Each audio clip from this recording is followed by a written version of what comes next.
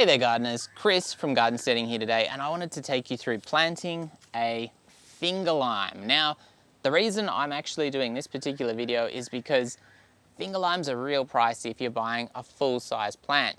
And I've actually had this one for a couple of months now that I haven't had in the ground. But when I bought it, it was about this tall, so about almost half the height it is now, and it was under 20 bucks. So $18.90 from basically one of the local nurseries, Abundance Nursery, near Wauchope, and that is a very, very affordable finger lime. Generally speaking, they're quite a bit more than that. Having a chat with one of the people there at the time, I believe they grow them from cuttings, so they aren't grafted, which I'm interested to see how that would affect the fruit production. But for 20 bucks or under 20 bucks, I feel like this is a pretty good investment. The reason I'm hiding in here under these two magnolias under our front porch is because while you can give these finger limes a pretty sunny position, more naturally in their natural conditions, they grow under the canopy, and so they're a little bit more of an underbrush. So part shade is not a problem. This little section of the garden here will get some nice sun during the day, but not kind of that full, really, really strong sun. I'll show you another finger lime which is in a much kind of hotter position to give you a bit of an idea of how it can go there.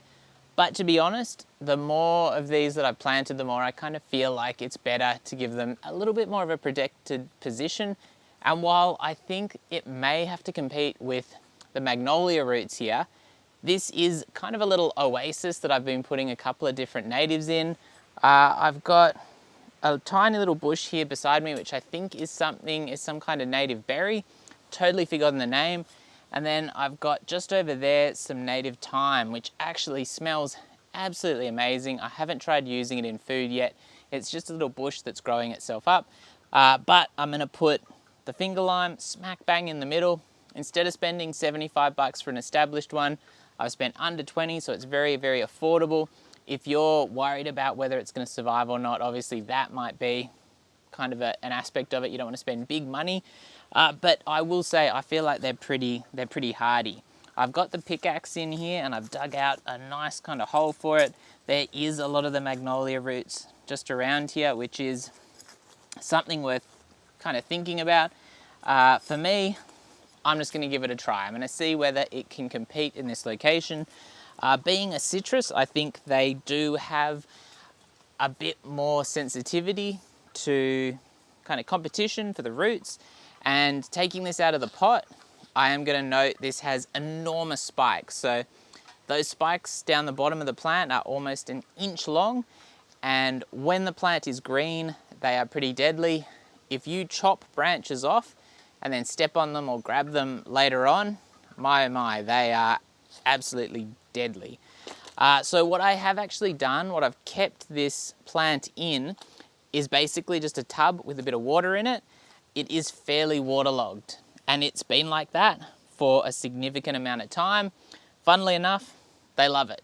So while I wouldn't suggest absolutely drowning them, which is not what I've done, they actually do like quite a lot of moisture. I've got a little bit of blood and bone here. Self-Sufficient Me suggested using a bit of this in the bottom of your planting hole, I'm pretty sure was the suggestion, and I'm going to do that. This is, I had to search through my supplies to find this, and hopefully I'm not overdoing it, but we'll see how we go on this one. And then I've got some native soil here, which is obviously just going to be a little bit more suited to this plant.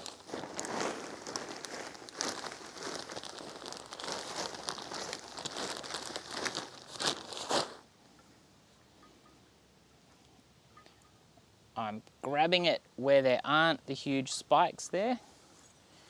So just get a bit of a spot for it here.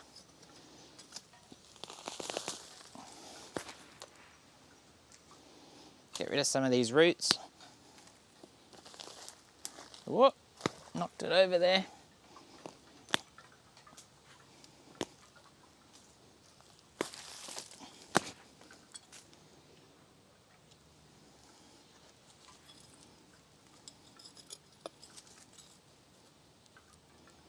There we go. So it's in the hole. We've got a little bit of blood and bone in around it.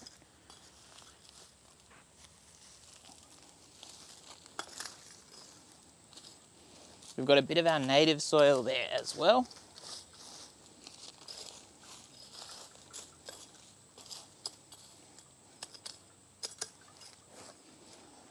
Okay, so looking pretty good, pretty simple.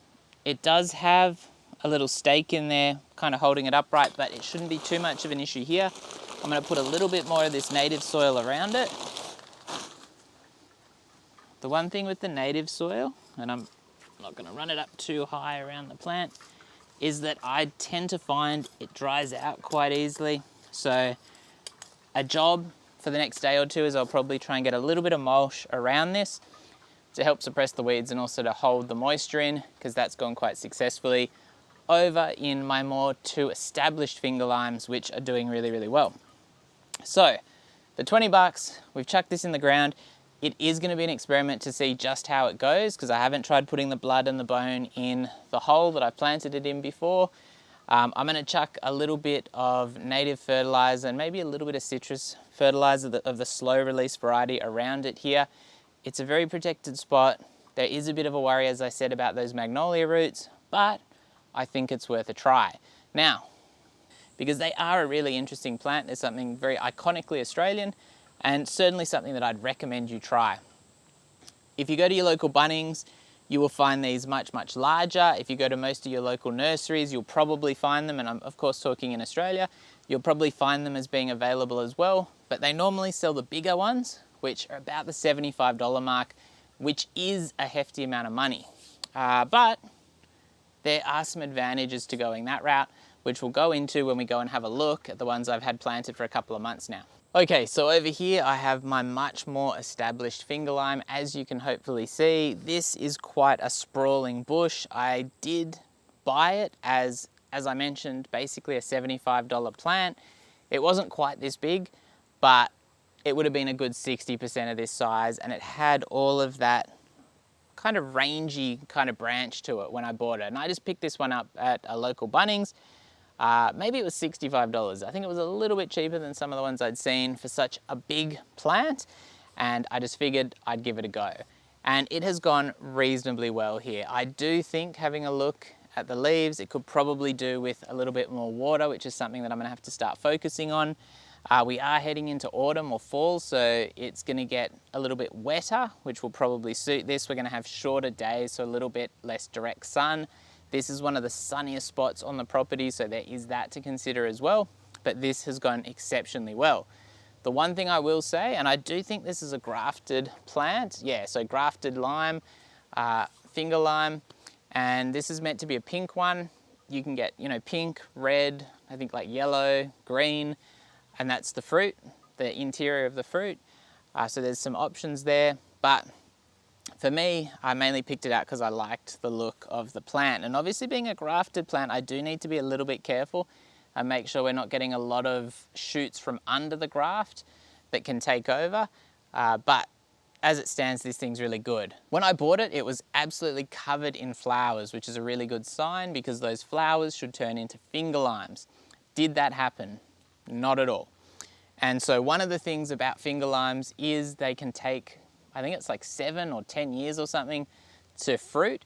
If you grow them from a seed, you don't want that. And that's why grafting is meant to be quite good. But as you can see here, this grafted fruit, despite having flowers all over it and being in basically a pallet of similar plants, they didn't germinate. We didn't get any fruit from it at all. So that was a little bit on the disappointing side, because you would like to think if you're paying $75, it'd be pretty much ready to grow some fruit.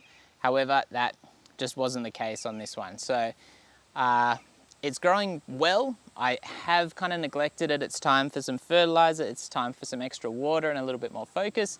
But at the end of the day, I'd say this is a huge success story. Is it worth the 75 bucks over the little $20 plant or the 65 bucks over the $20 plant? Probably, depending on how you're feeling and kind of your timeline as to results in your garden.